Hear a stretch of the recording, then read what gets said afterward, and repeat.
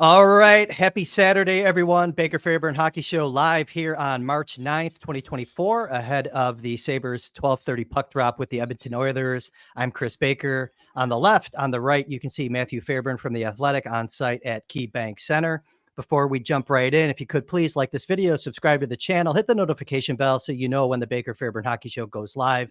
And you can find us wherever you get your podcast, Apple, Spotify, wherever that may be. And if you could please leave a 5-star review, blah, blah, blah. We have a lot to get into today. Matthew Fairburn.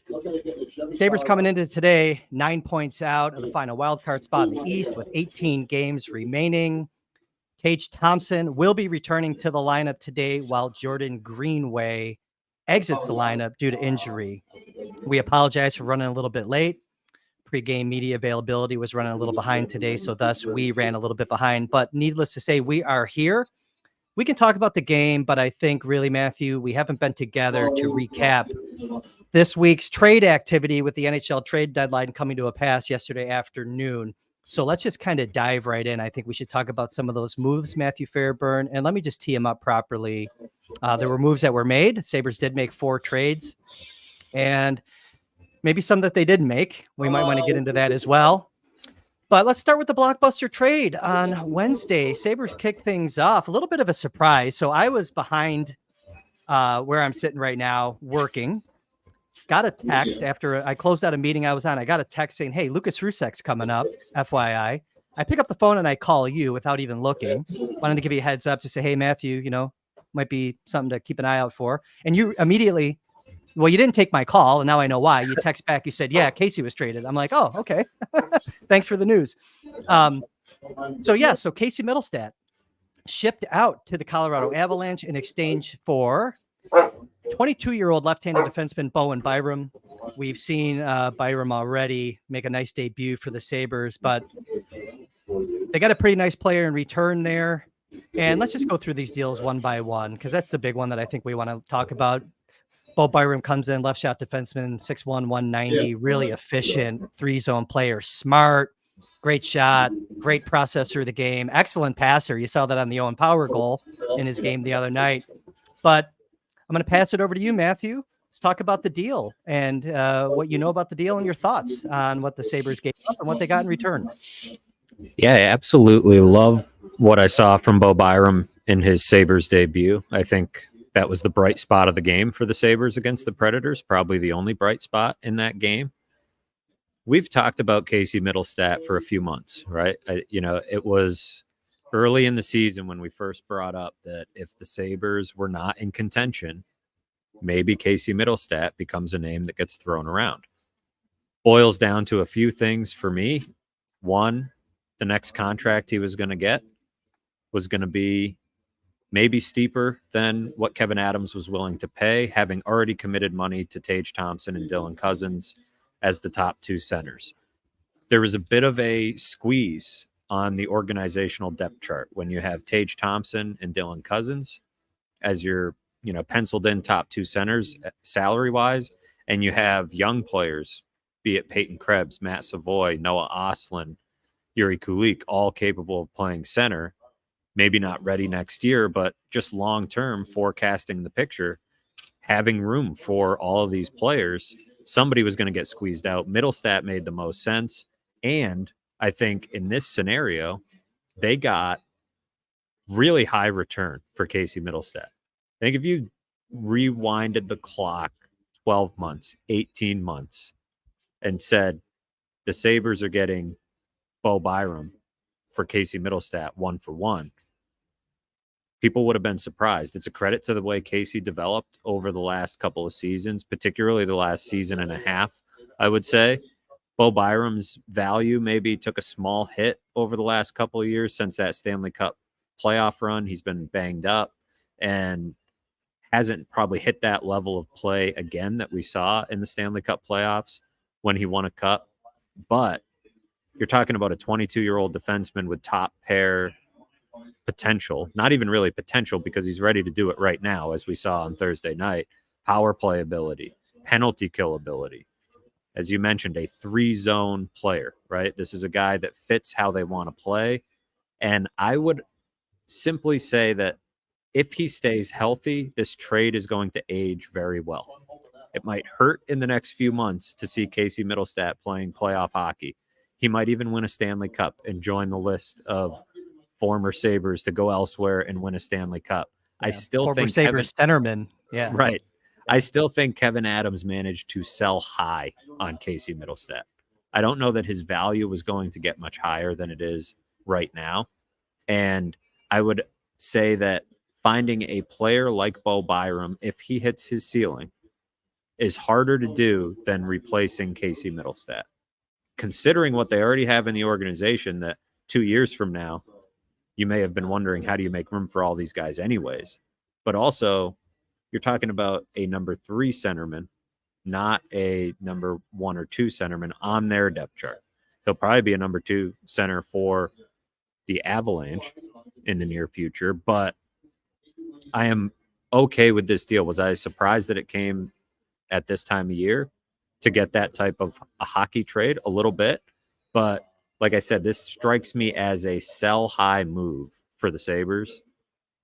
It's nothing against Casey Middlestat, who became a fine player. I think you can replace him. I think you can change the identity of your forward group by replacing him in the offseason, and it gives you some flexibility up front while adding a big piece on the back end. Now, it's going to be curious to see how everything fits on defense, right? Because you have a lot of lefties. It's just going to be an interesting puzzle that they put together, but a good problem to have. 3 stud left-handed defensemen, all 23 or younger, and you can throw Matthias Samuelsson in there, if you put him in that category as a 4th. So nice little blue line that they're building here in Buffalo. No, and I think, if you look at what's happened, going back the past couple of months with this franchise, you're feeling a hell of a lot better than you were in net. You just strengthened your future decor, to your points, without a doubt. I mean, Sabres right now, whether or not we want to hear it, just given where they're at in the standings, no one wants to hear about the future and the future being bright. Trust me, as someone who covers prospects, I don't even say that anymore.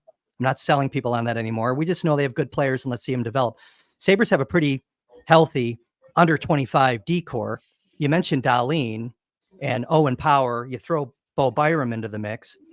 And you mentioned already Samuelsson. You'll throw Yoki Haru in there. He's still under 25. Ryan Johnson, I'm going to throw in there, who, by the way, is now going to be down in Rochester, it sounds like, for the foreseeable future. Let him get some minutes down there and just play, contribute to their playoff efforts. But no, they're looking pretty good. So, now the surgery comes up front. They created a hole. Kevin Adams talked about creating an identity in the bottom 6, and we'll get into that in a little bit, but there's a lot of work to do now up front. I think that's where all the efforts are. Again, you're feeling better in goal. You got a pretty solid decor. Maybe you can add an element, you can kind of tweak that and modify that, but you don't have the same issues on D that you had a week ago. So with that said, Casey goes to Colorado and he gets his first pregame skate in, right? And I'm going to read you the comment from your peer at The Athletic, Michael Russo, who posted this on Twitter. This was Casey Middlestat on the Avalanche. That's probably the most I've sweat in a morning skate in a long time. Selfishly, what an opportunity for me and the team. I think I've played against them and I hated playing against them. So definitely excited to join them and I'd love to help them win. Some kind of revealing comments there. And I know we have other deals to go through, but since we're talking about Casey Middlestat, I thought that's kind of important because it's also brought up here in the chat. Do you think that's damning? Do you think that's Casey just saying, hey, part of the adrenaline, the excitement of being with a new group? How do you process those comments from Casey Middlestat after his first little skate there wearing those colors in practice? I do think there's some of that, right? That you're fired up, you're probably skating a little extra hard to impress your new coaches, your new teammates. You're just feeding off adrenaline. Something you brought up when we first talked about the trade, about the altitude, right? Maybe there's a little bit of working a little extra hard because of the altitude. But maybe there is also a fraction of it is about here, right? And the way now I'm curious about morning skates in general, right? How necessary they are. If you work harder in the morning skate, does that mean you'll get off to a faster start in the game? I don't really know how that correlates, but it is always, I think, revealing to hear how these players talk about going into a new environment. We know the environment in Buffalo has not led to winning results in a long time. And it seems like these guys get a breath of fresh air when they step into a new place and see how it operates. I saw it, a couple weeks ago being down in Florida, and seeing Sam Reinhart, Evan Rodriguez, Brandon Montour, just the difference in culture, the difference in atmosphere.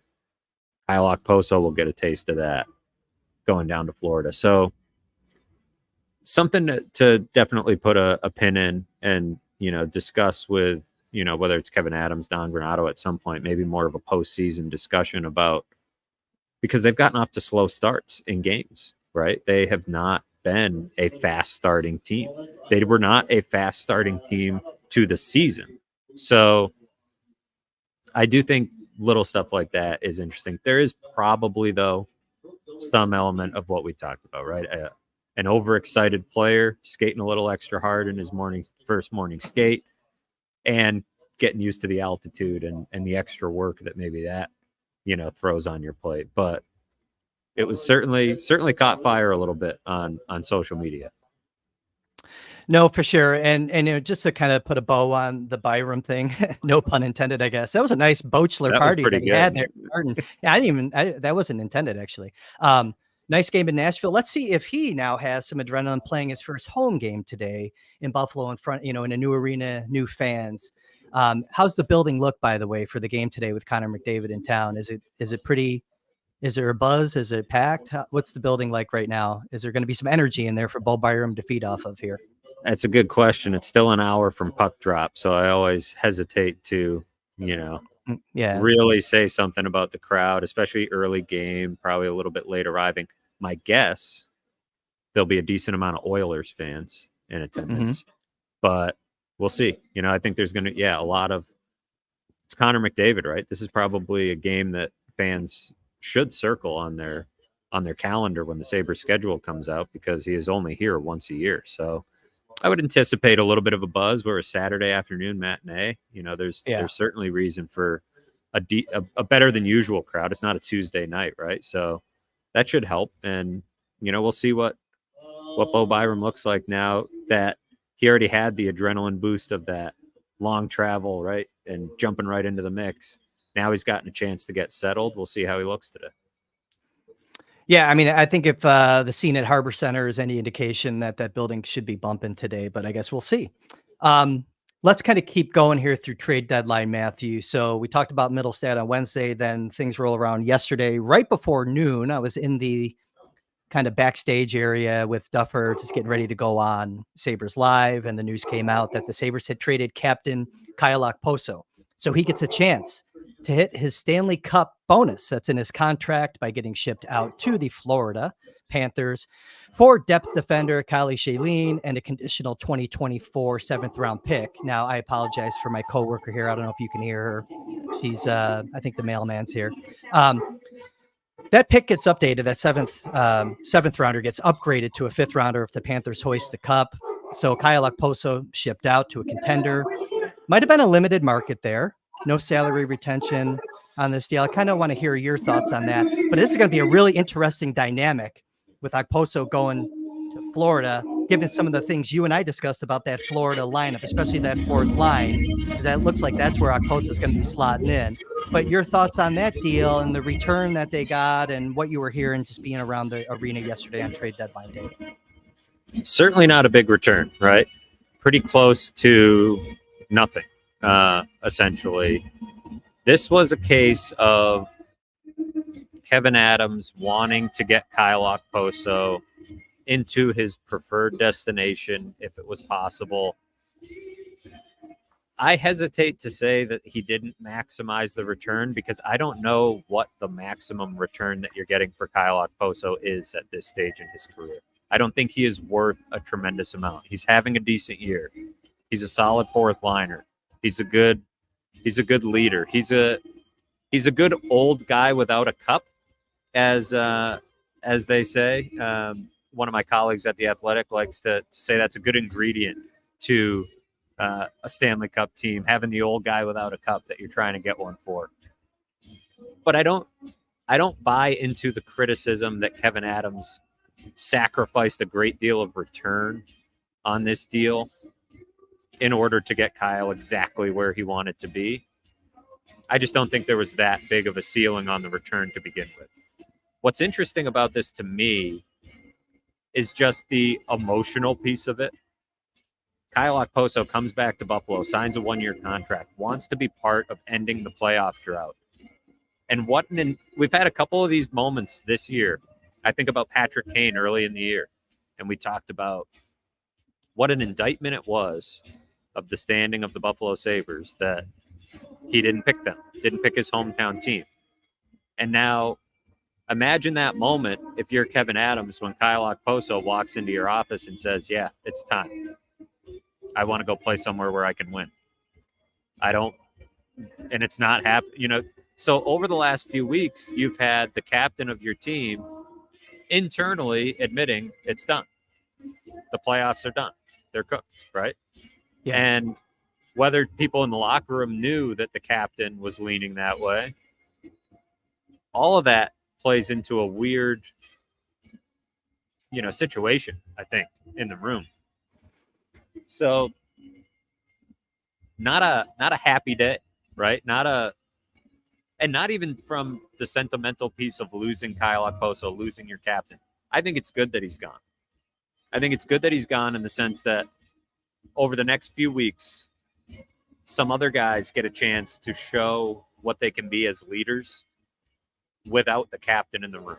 And that big boy pants are being tailored for a couple of those guys in the room. And you now, as Don Granato and Kevin Adams, get to look and see, you don't know how the leadership is going to emerge until he's gone, because it creates a whole different dynamic in the room. It creates a situation where now guys feel a little bit more emboldened to speak because Kyle's not the only one speaking all the time.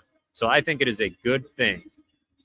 I also think it is a good thing from a roster building standpoint. You can tie it into the Middlestat trade, why I think that's good. You now have Middlestat, Okposo off your roster. You have Eric Robinson as an unrestricted free agent. Victor Olofsson's an unrestricted free agent. Zemgus Girgensons is an unrestricted free agent. We will touch on him later. That's potentially 5 spots, maybe only 4, based on what Kevin Adams was saying about Zemgus Girgensons. But you need those spots. You need to look different next year up front. You're not scoring enough goals. You're not a tough enough team to play against. You're not a, in-your-face, agitating type of hockey team in the forward group. You need to look different. So, yes, it is good that Kyle Okposo is gone. No, I do not particularly care whether it was a 5th-round pick or a 7th-round pick. You weren't getting a 4 for him.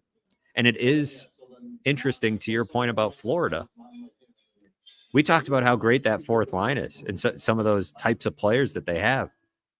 What does it say about a team like Florida that you have a line like that and you are willing to add competition to one of the most competitive teams in the league? Probably the best team in hockey at this current moment. But I'm talking about playing style, one of the most competitive teams in the league. A team that doesn't need a kick in the ass gets one with 2 deadline additions. Vegas, coming off a Stanley Cup, acting with 0 emotion and moving out assets to bring in more talent. Put the cap management aside and how you feel about their use of long-term injured reserve, and just respect the willingness to be bold and add talent to your roster. That was what Kevin Adams said when I asked him about Vegas's approach to the deadline. Said that's a team that has shown they're willing to do whatever it takes to put themselves in the best position. The Sabres need to start acting like that. I know it was emotional to say goodbye to Kyle Okposo. He is an incredible human being, was a great leader in this room, and went through a lot off the ice to continue to play for this team, and I think was an important piece to bridging the gap from a really young team to where they are. But it is time for Dylan Cousins, Rasmus Dahlin, Alex Tuck, Tage Thompson, Matthias Samuelsson, maybe Bo Byram. We talked about that. Maybe Bo Byram wears a letter one day. It's time for those guys. They never won with Kyle Okposo, right? It's time for these guys to put their own stamp on it. And it's time to loosen the log jam with roster spots so you have room to get aggressive and add from the outside. So by all means, move him out. Like I'm okay with it, and I do think it's good to put him where he wants to go. On top of that, I think it's good to treat a player like that well on his way out the door. He's a popular player among his peers in the league. Players talk. That mattered. If he were still here right now and he wanted out, that would have been worse. That would have been much worse. So this is fine all around. If you want to quibble over the comp that they got back, I guess, but that was not the principal concern for me in any Kyle Okposo deal heading into the deadline. No, I agree. And it's not like you're saying addition by subtraction. You're not. It's an opportunity to force these players that you've invested in to step up, get it together, find a way to end this season on a better note than it's gone previously in the past few months. And an opportunity to force the general manager to go get some new players. Well, that's totally where I wanted to go. Exactly. 100%. But it's funny, you said that the Sabres didn't win with Okposo. I'm going to be curious to see if Florida does, because it would be a nice way for Kyle as a human being to end his career. Presuming, let's assume that that's how it's going to roll with him. Because of the $500,000 you're talking about? Yeah, hey, that's a nice chunk of change. I would take it. But no, I want to see what they do, because you and I just talked about Gadjevich. We talked about who else? Oh, Lomberg. Maybe even like a Cousins, Nick, not Dylan, obviously. So they're going to look different on some nights, Florida. Some of those guys are going to get squeezed out of the lineup from game to game with Tarasenko and Okposo being there, or will they? Is Okposo not going to be the guy? It's going to be really interesting dynamic. Either way, he's on the roster, has a chance to get his name etched in the cup, and of course, get a chunk of change and get the Sabres a 5th round pick. I think that will be probably high on the list of Kyle's motivations, I think, is to make sure that's a 5th round pick. It does matter. Okay, so real quick, we talked about Middlestad, we talked about Okposo. Erik Johnson goes to Philadelphia for 2024 4th round pick. It looks like he's going to slot in there immediately on the Flyers' bottom pair. And then the Sabres end of the day coming in just under the wire, shipping out Rochester goaltender Devin Cooley to San Jose for a 2024 7th round pick. Any thoughts on those, or do we want to get to Kevin's press availability that he had to kind of close out trade deadline day? I thought it was a decent return for Erik Johnson, considering he was benched in his last game, hadn't played well. Not a bad return. The only other thing I would tack on there is that you mentioned Ryan Johnson spending some time in the AHL. Lukáš Rusek was paper transaction to the AHL, so both of those guys are eligible for the AHL playoffs, which will be good as Rochester tries to make a push.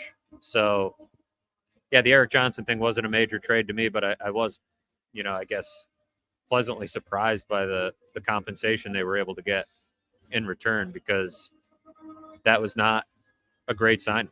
It didn't work out great. It was a right idea, but it didn't play out the way they hoped, and he played particularly poorly leading up to the deadline. So I wondered if that would put a dent in the return they could get. But yeah, we should spin it to maybe the deal they didn't make and some of the things Kevin Adams said yesterday, because I thought it was an interesting 30 minutes or so with Kevin Adams. Yeah. So you'd already alluded, you asked him that Vegas question in his press availability, kind of caught him off guard a little bit. It was good. I like when you do that, Matthew. So keep doing that.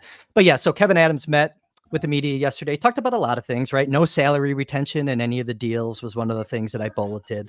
He did mention the Ryan Johnson. We've said that 3 times now. No need to exhaust that any more than we have. But yes, the Zemgus Girgensons thing, I think that we all believed that Zemgus Girgensons was a high probable guy to move on trade deadline day.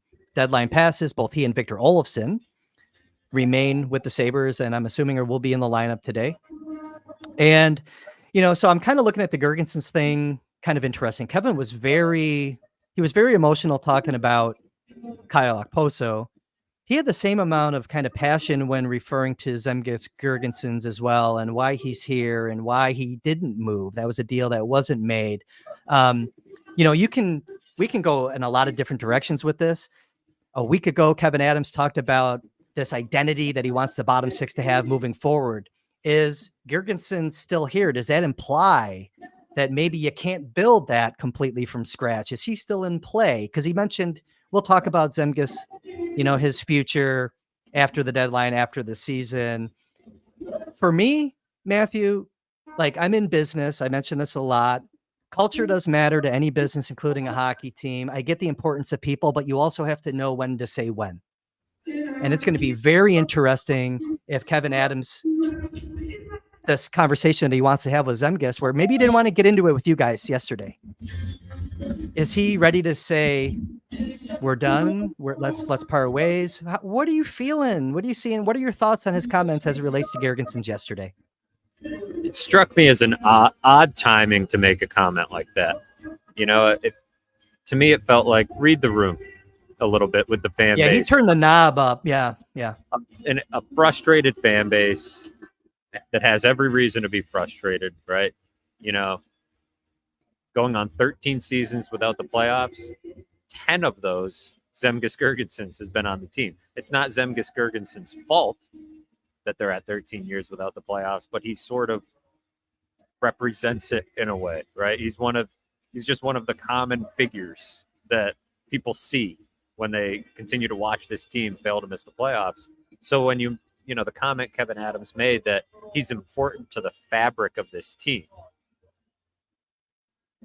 Kris, what is the fabric of the Buffalo Sabres? They picked first overall a couple times with Zemgus Girgensons being on the team. What is the fabric of this franchise, right? Over the last 12 plus seasons, the fabric has been losing. Again, it's not Zemgus Girgensons' fault. I just think the idea that the fabric of this team is sacred is off base, or that anybody. Zemgus Girgensons is a decent fourth line player. I think he competes hard. He does have a game that in theory should translate to playoff hockey. And it is a bit of a game that when we talk, we're talking about, I think, a guy that can, be what they need on that line. But or another team, which is why you would expect him to be dealt yesterday. Or another team and have some value in return. Only 30 years old. You know, it's a different, I think, situation than Kyle Okposo, where there was probably good underlying metrics, some value to have. He's a good defensive player. Only has 6 or 7 goals this year. A couple assists. Not exactly producing at a high clip, but does have good underlying defensive metrics. Maybe he's fine on your fourth line if surrounded by different types of players, and he can be part of that for you. But to your point, you kind of need to know when to say when, right?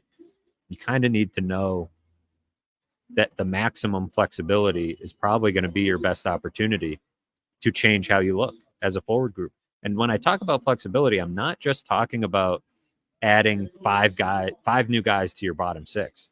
I'm talking about maybe 1 or 2 of those guys being in your top 6, pushing other guys down the lineup, and by extension, changing the look of your bottom 6, changing the identity of your forward group, top to bottom, all 4 lines. But, felt a little overly sentimental, right? There's something special about him. He's important to the fabric of the team. Just struck me as the last thing the fan base wants to hear. Say there wasn't a deal to be made and that, you're going to revisit, see how he plays the rest of the season. Good to have him around as a leader. Just felt like it struck the wrong tone on a day when, once again, these veterans are getting placed in good spots to make playoff runs, while Sabres fans are going to miss out on warm weather hockey for a 13th straight season.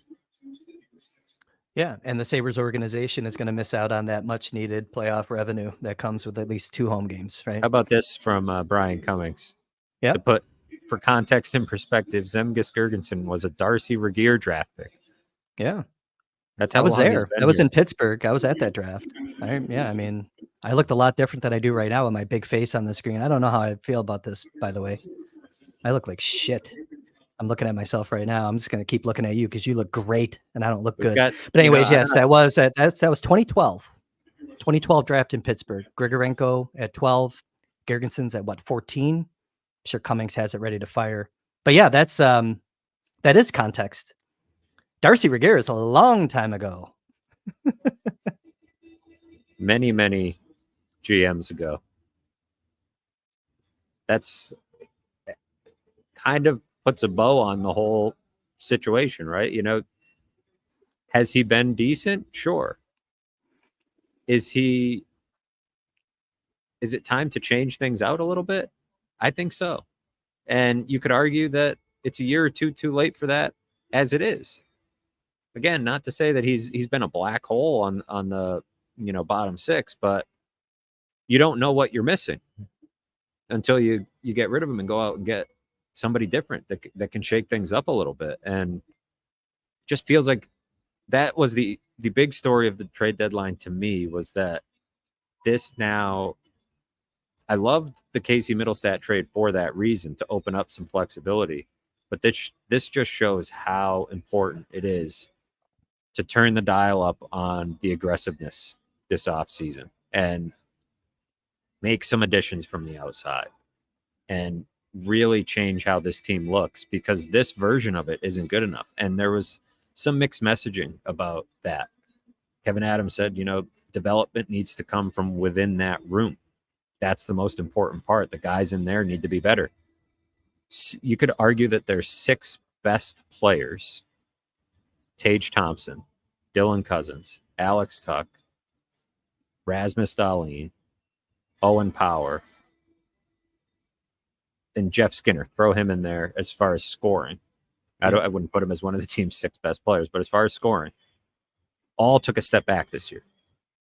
Yep. And by the sounds of it, we'll have the same coach next year. So that could be a problem. To me, that means the change might have to come from personnel. And that's on Kevin Adams and Kevin Adams alone. So we'll see what he does with the opportunity before him, because I do think it is an opportunity to really upgrade this roster in a meaningful way. Yeah, Dylan Cousins, I've mentioned this to you offline. I don't know if I've done it here on this show. Dylan Cousins, to me, is the key to this whole thing coming together moving forward as a powerful center that could be a first-line centerman in the NHL. If you got to project this year-over-year growth. You might not be seeing it right now, night to night. He's the key for me. It gives you flexibility to maybe move Tage around the lineup, maybe put him on that wing with Cousins at some point down the road. Creates opportunities for guys like Savoy, Noah Ostlund. Again, we're going a little too far ahead, okay? But these are players that have a top 6 guy, because they're not going to really play to that pedigree or that identity, I should say, of the bottom 6 of what we think. I'm going to say it again: energy, attitude, experience, you know, a little bit of that grit. Those are the types of things I think those are boxes that you're going to need to check if you're going shopping. There's, you know, on that bottom 6 thing too, with the Girgensons piece, you know, it kind of makes you wonder, you know, what do you have right now to promote from within? You know, does he need to see more from Lucas Rusek, who's on the one-way deal next year, to have full confidence in? Because it goes back to my comment I was making earlier. If you have all these spots that you need to fill and kind of change that look and that identity of your bottom 6, can't really, maybe you're biting off more than you can chew if you're going to try to do it completely from scratch. And maybe they see Girgensons as a nice foundation to at least kick around, to kind of have that flexibility going into the offseason to delay that decision while evaluating a Rusek and maybe some of the other guys that you might have or a shot at or are in Rochester that can maybe fill that role competently. To me, I don't see a lot of those guys that can fill that role competently outside of Rusek, and we're not even sure if he can. I think they want to. They want it to be him, but you got to see it. So this is a big, playoff year in Rochester for Rusek and some of these other guys. I don't think you're going to see like a Brett Murray. I don't think you're going to see a Brandon Byram, some of the guys. You know, because a lot of the players that are in Rochester that are candidates, the one name I will throw in there is like maybe that middle layer, that third line. That's where I see maybe an Isak Rosane when he's ready. He might not be top 6. He might be speed, energy, penalty killer, doesn't have the physicality, but he's smart. he might be one of those guys you can earmark in there when he's ready. I'm not ready to go there yet with him either. Kulik, Savoy, Oslin, top 6. So it's going to be really, really fun. That's where the surgery is for me. It's forwards. We're going to spend a lot of time talking about it this offseason. We're going to talk a little bit about some of that player profile that I mentioned, the attitude, moxie, grit, when we talk about the draft. And I'm excited to get to that. I'm ready for the season to end almost, to be honest with you. I did like Kevin's comment, by the way. He was very passionate when talking about what he wants to see from this team. And of course, he's not going to say, yeah, let's just kind of see what happens. Let's just ride it out, improve our draft position, which some people in this town will say. But these guys need to end on a high note. I think they're all playing. He mentioned it. He's not seeing it every night from every guy. He put a lot of players on watch yesterday with that comment, I thought. He mentioned, it's the NHL and nothing's given to you. Everything's earned. Ice time shouldn't be given to you. It's a little bit of a departure from what we've sometimes heard from Don Granato about, well, we don't need to bench guys because X, Y, and Z. And that's probably another interesting conversation that we could get into at some point about Peyton Krebs and what this could all mean for him, right? Because he only got 3 shifts in the third period the other night. And that felt like an odd decision to me. It doesn't feel like a guy that is getting the opportunity that's right in front of him. And he's not playing particularly poorly, but use these 18 games to see what he looks like in the top 9. And how you feel about that. Because otherwise, right, they don't. I mean, who else is going to be up for it, right? Jordan Greenway was playing center the other night when Tage Thompson was out. So, but see what he looks like, because if not, he still has some value if you wanted to package him and move him in the offseason.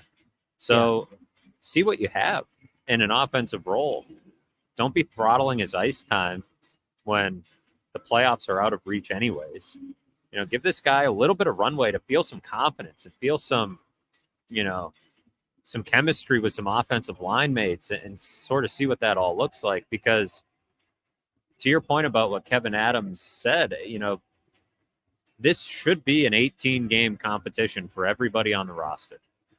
Outside of maybe Rasmus Dahlin, I think roles should be up for grabs, right? I think there's auditions for their jobs or, their space in Buffalo on the roster next year. There's also auditions for leadership, what that leadership core is going to be.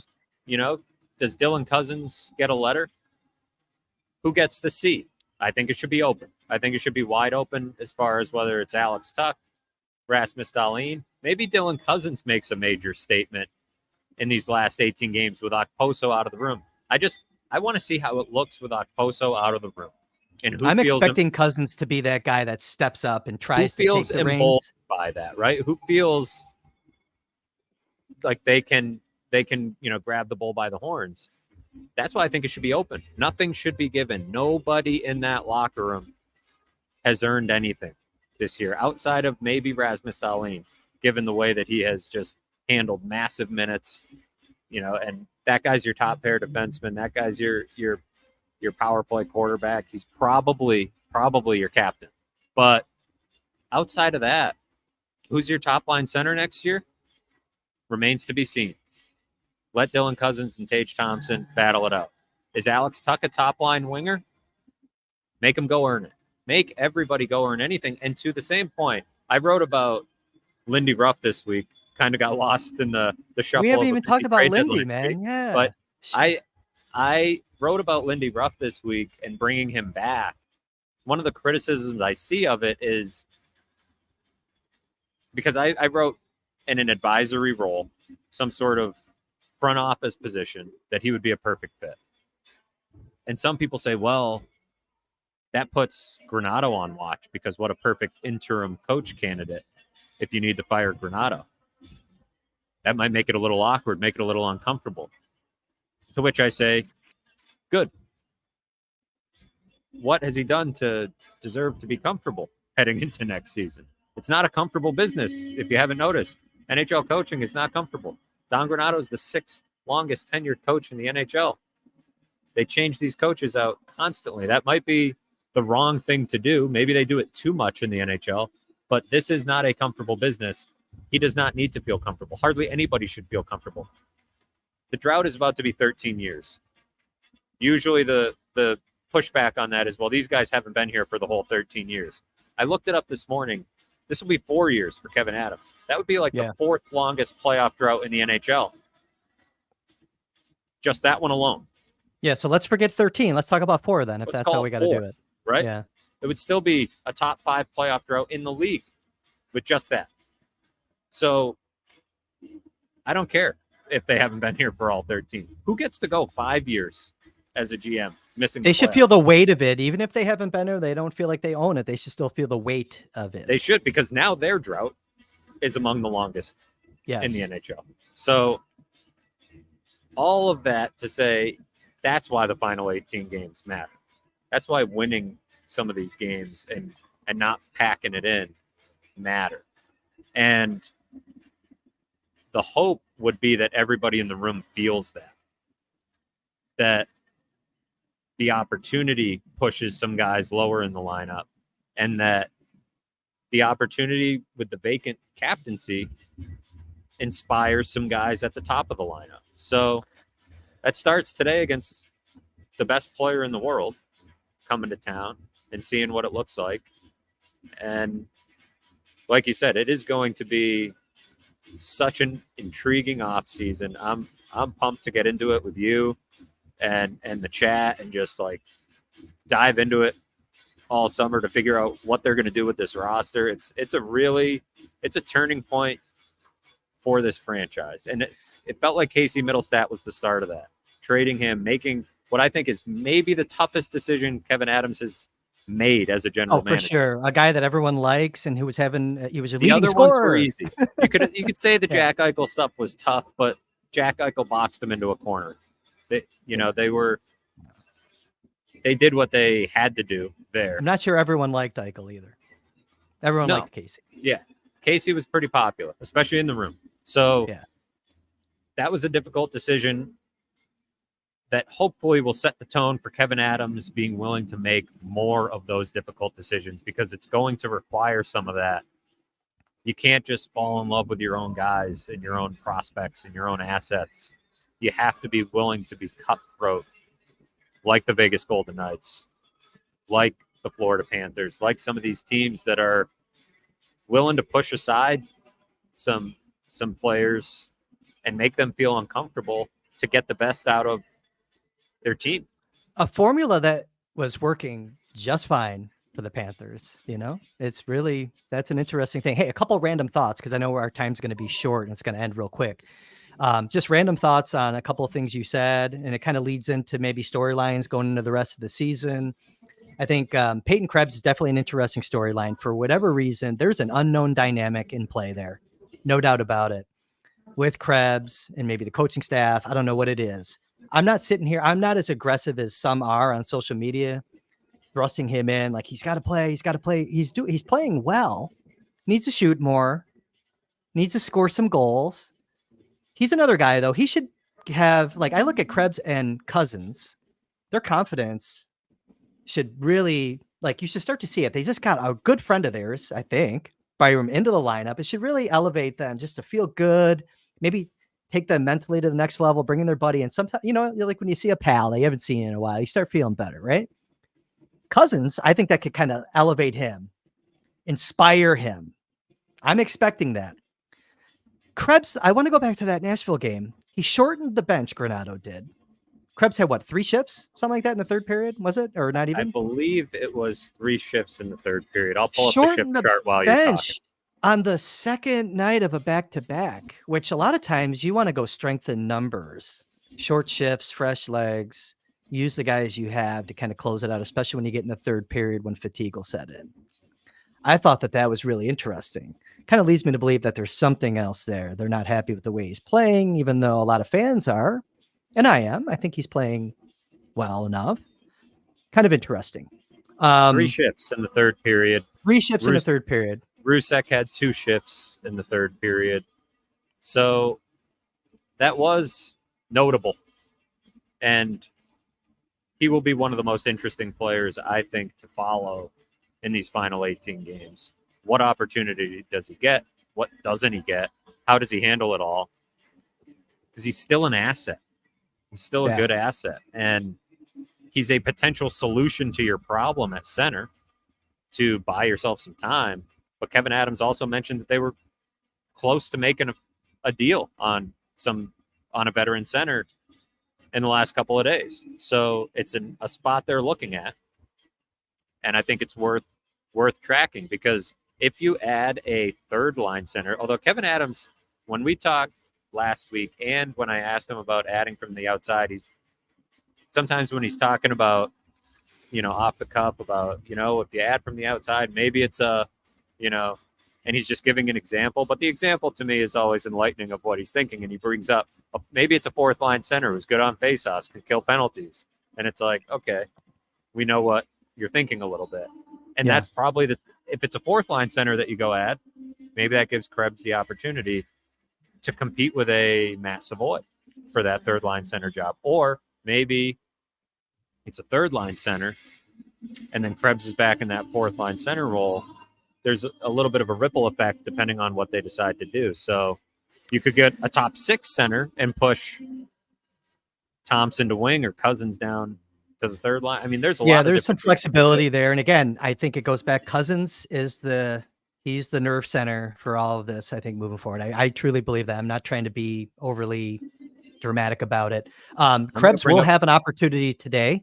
So lines are posted. Krebs will be between Lucas Rusek and Victor Olofsson today. Okay. So with Tage coming back in the lineup, just to kind of set the table for today's game, Thompson between Skinner and Tuck, no surprise there. Cousins with Benson and Peterka, no surprise there.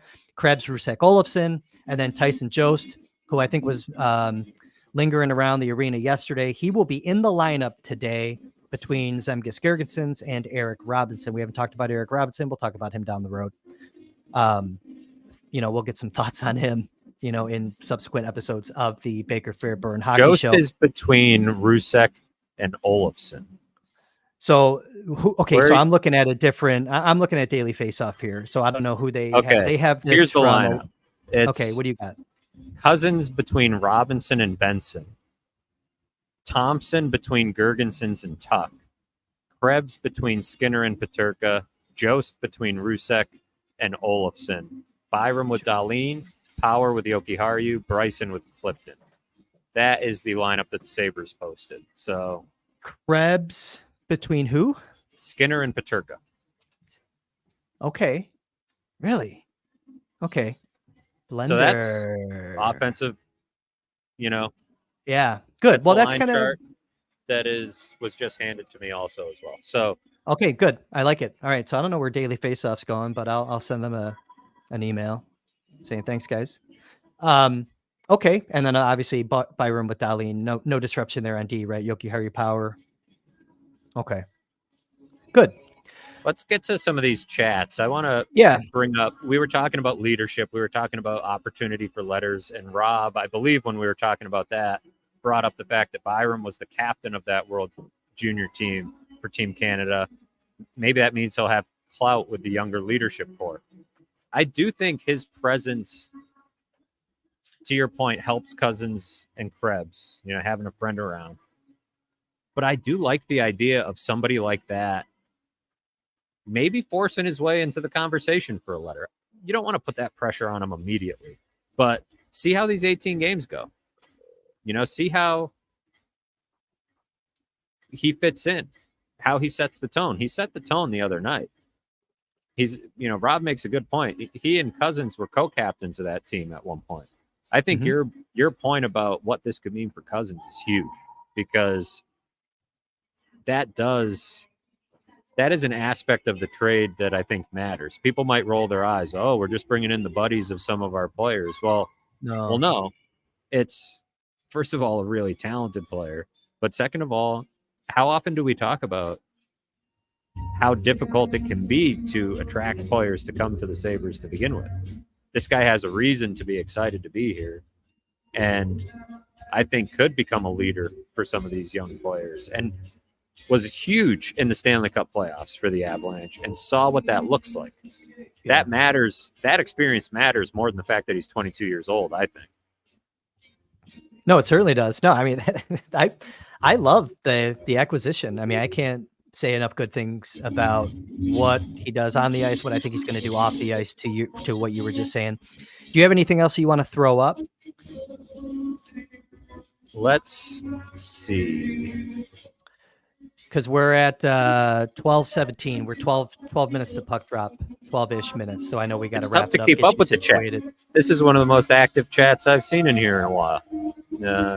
It gets bigger and bigger every week. It's hard for me to keep up, but that one stuck out to me. That's a good call. I love that. I think that's something to talk about. I don't think you're going to see any kind of captain named.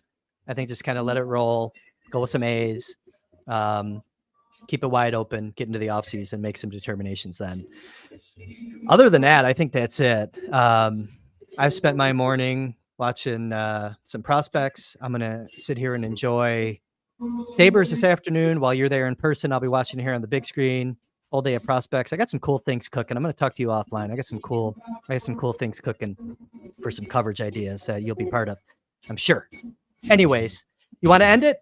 You good? Let's do it. Go get your cookie. Go get situated next to Jonah and Yurden.